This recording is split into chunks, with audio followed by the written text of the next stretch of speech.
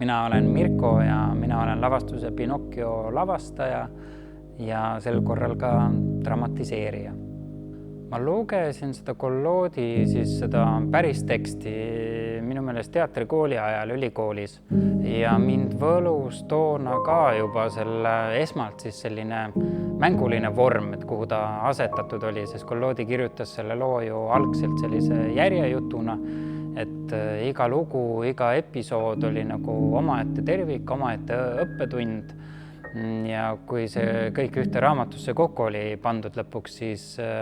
moodustas ta sellise väga nagu tugeva fantaasiarikka loo, kus toimus hästi palju igasuguseid nii sisulisi vahetusi kui vormilisi vahetusi, hästi palju erinevaid tegelasi ja ühtlasi ka selline hästi mänguline mängulaad, selline kergelt commedia dell'arte võtmes kirjutatud lugu. Et ma panin ta kuidagi oma lavastaja portfelli just esmalt sellise vormilise ülekülluse ja rikkalikkuse poolest. Ja nüüd seda teksti siin hiljuti üle lugedes mulle tundus, et sellises tänapäeva maailmas, kus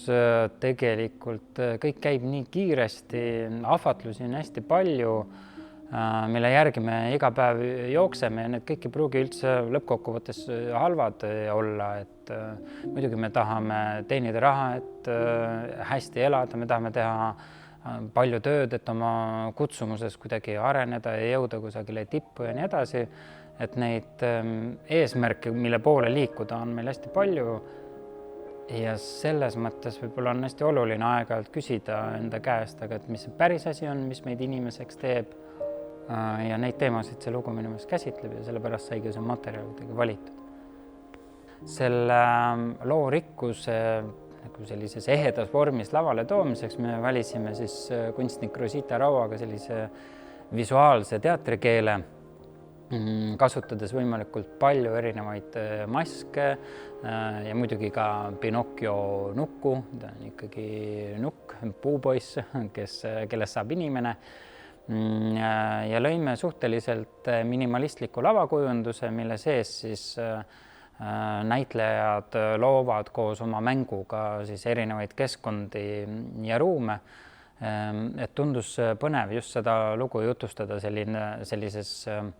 teatris vormis, kus meil on avatud mäng, et täna mängime Pinocchiot printsiip ja selle raames siis 4 näitlejat mängivad lahti nagu kogu suure maailma. Et see vorm on üpris selline kerge, aga see ei tähenda, et selle juures puuduks poeesia. Et ma arvan, et selliseid suuri teemasid, tugevaid teemasid tulebki teinekord ka läbi mängu, läbi huumori avada. See ei tähenda, et nali on eesmärk omaette, et see on nagu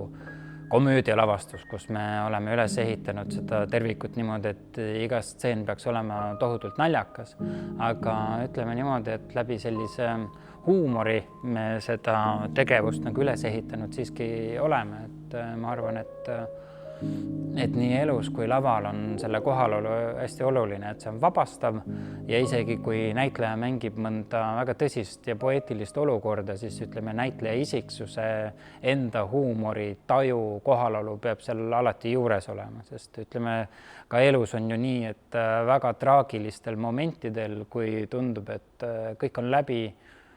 ennast kõrvalt vaadates võib-olla me saame aru, et selles olukorras on teatav lootus ja selle lootuse me leiame teinekord läbi huumori ka üles, et see on kindlasti üks viis, et meie loos on ka, et Pinocchio kasvab inimeseks, vabandust, et ma lõppu ära rikun, Pinocchiost saab inimene hetkel, kui ta mõistab, või ta leiab endas selle tee, et ka mina saan kanda oma isa, nii füüsiliselt kui ka kujundlikult. Et sealt kohast kasvab ta päris poisiks või kasvab suureks. Aga see ei tähenda, et tema lapsemeelsus ja mängulisus kaob.